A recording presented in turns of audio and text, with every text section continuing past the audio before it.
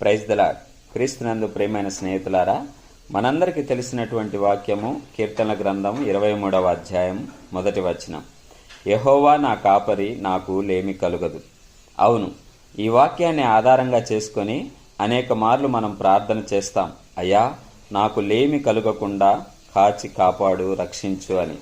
అయితే ఈ వాక్యంలోని పరమార్థాన్ని మనము గ్రహించాలి.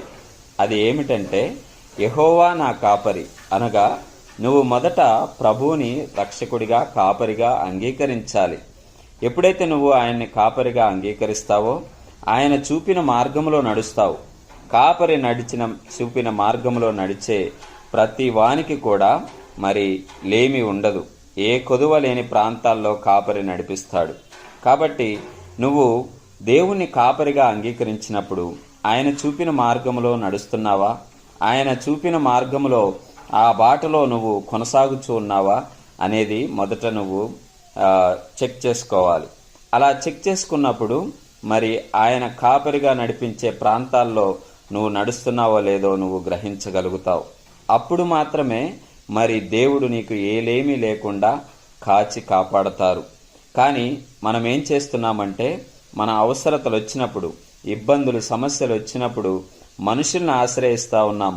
వారిని యజమానులుగా, వారిని కాపరులుగా ఎంచుకొని వారు చూపిన మార్గంలో నడుస్తూ ఉన్నాం. మన సమస్యకు పరిష్కారము వారు ఏ దారి చెప్తే ఆ దారిలో నడుస్తూ అక్కడ సమస్యకు మరి పరిష్కారం దొరుకుతుందేమోనని చూస్తూ ఉన్నాం. కానీ నిజముగా నువ్వు ప్రభువుని వెంబడించినట్లయితే యెహోవా నా కాపరి అనే మాట నువ్వు గట్టిగా పట్టుకోవాలి. దేవుడు చూపిన మార్గంలో నడవాలి. దేవుడు నడిపించే చోట్లకు నువ్వు నడవాలి. అప్పుడు మాత్రమే ఆయన నీకు ఏ లేమి, ఏ కొదువ లేకుండా ఆశీర్వదిస్తారు.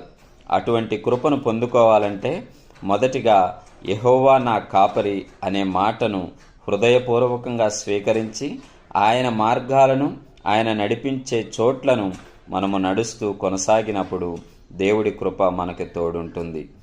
ఆమేన్.